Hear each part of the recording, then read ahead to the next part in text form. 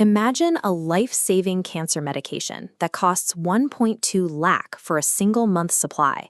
That staggering price tag triggered a legal battle that would disrupt the entire global pharmaceutical industry. The drug was Glivec, also known as imatinib mesylate. Developed by the Swiss multinational Novartis, it was a highly effective treatment for chronic myeloid leukemia, a slow-growing but life-threatening cancer of the blood and bone marrow. While the medication was a medical miracle, its monopoly pricing created an enormous barrier.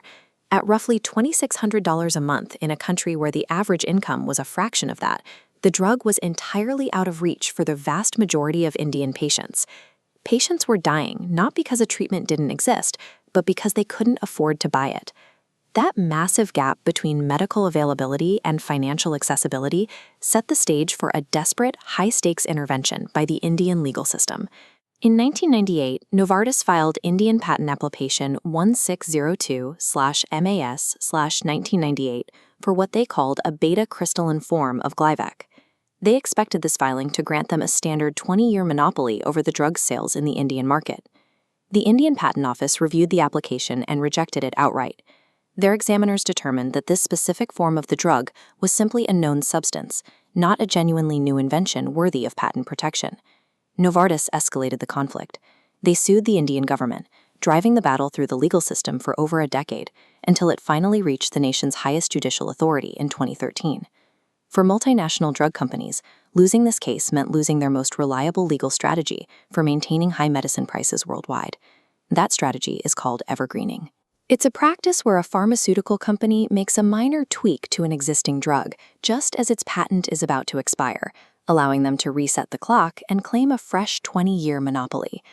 By artificially extending the timeline, companies block cheaper generic alternatives from entering the market, keeping prices locked at a premium.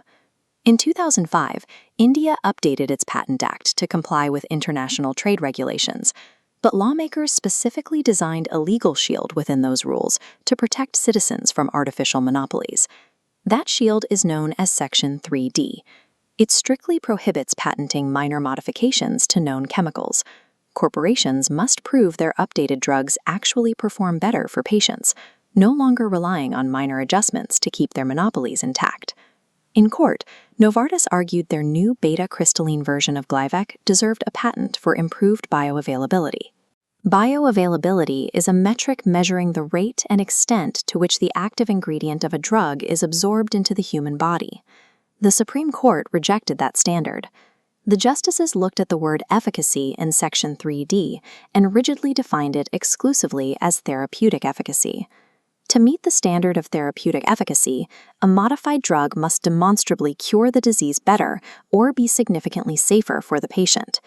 Merely dissolving faster or having a longer shelf life does not meet the threshold. In April 2013, the court delivered its final verdict. Because Novartis failed to submit clinical evidence proving their new salt form treated leukemia patients better than the original, the patent was definitively struck down. By holding firm on the strict medical definition of a single word, the Indian judiciary closed off one of the most lucrative loopholes in the pharmaceutical playbook. The immediate legal effect of the ruling cleared the way for domestic generic manufacturers, like Cipla and Natco, to legally scale up production and distribute their own versions of the leukemia treatment. This chart shows the immediate impact on patient costs. Without the monopoly protection blocking competitors, the towering 1.2 lakh monthly price tag plummeted down to roughly 10,000 rupees for the generic equivalent. This single judicial precedent shielded India's massive generic manufacturing sector from frivolous patent claims, cementing the country's reputation as the pharmacy of the world. A highly effective medical compound, previously restricted to only the wealthiest patients, was quickly made available to the broader population at an accessible price. Major multinational pharmaceutical companies heavily criticized the ruling. They argued that setting such high standards for patentability would destroy incentives for innovation and threaten future foreign corporate investment in Indian research. On the other side, global health organizations and medical NGOs celebrated the decision. They saw the ruling as a crucial victory for equitable healthcare and the protection of vulnerable patients in developing nations. The case affirmed a very specific legal philosophy. A patent is meant to be a societal reward that incentivizes genuine, groundbreaking research. It is not an automatic entitlement granted for simply repackaging an existing chemical. By refusing to reward minor chemical tweaks with decades of market exclusivity, India proved that a country can enforce strict intellectual property laws while still prioritizing its citizens' access to essential, life-saving medicine.